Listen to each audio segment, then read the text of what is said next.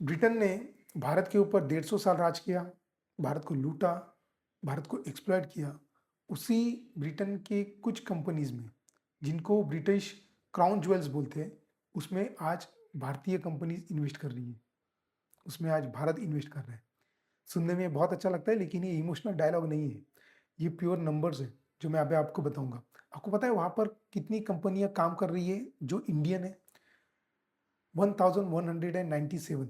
ये मैं आपको 2025 की रिपोर्ट बता रहा हूँ। इनका टोटल रेवेन्यू आपको पता है कितना है? करीब करीब 72.14 बिलियंस पाउंड्स।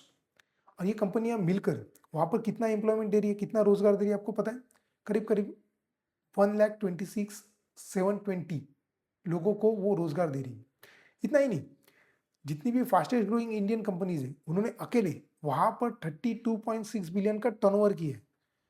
मतलब आप सोचो कि इंडिया और इंडियन कंपनीज क्या कर रही है ब्रिटेन में, जिस ब्रिटेन ने एक टाइम पे इंडिया पर राज किया था।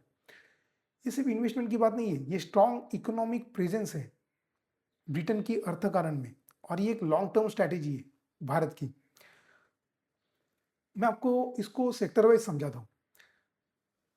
सबसे बड़ा हिस्सा जो है वो टेक्नोलॉजी, मीडिया और टेलीकॉम सेक्टर का है। वो लगभग 31% इन्वेस्टमेंट वहां पर हुआ है। मतलब अगर 100% भारत ने वहां पर इन्वेस्ट किया है, तो उसमें से 31% हिस्सा टेक्नोलॉजी, मीडिया और टेलीकॉम में गया है।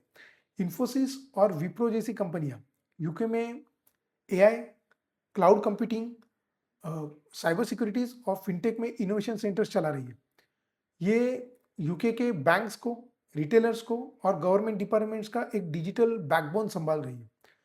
मतलब ये इन्वेस्टमेंट दिखती नहीं है, ये ओनरशिप दिखती नहीं है, लेकिन कंट्रोल दिखता है डिजिटल लेवल पर।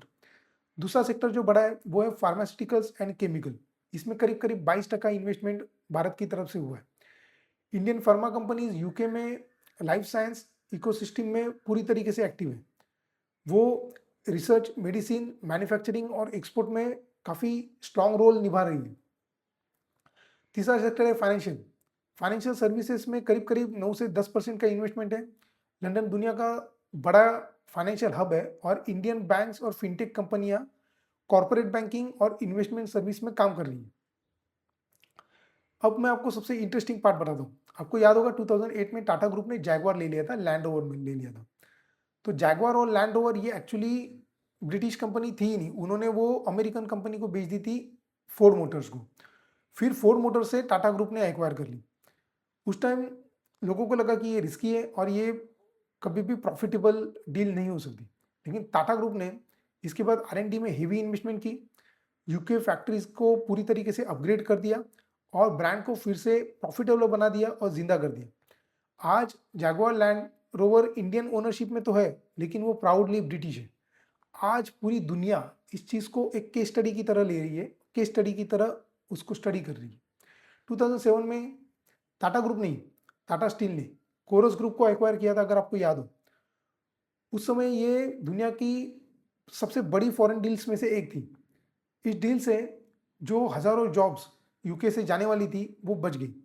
2021 में भारतीय एंटरप्राइजेस, अपने यहाँ पर जो एयरटेल ग्रुप है वही, उसने बीटी ग्रुप में लगभग 12% का स्टेक लिया। बीटी ग्रुप मतलब कौन सा? ब्रिटिश टेलीकॉम ग्रुप, जो ब्रिटेन के गवर्नमेंट का है।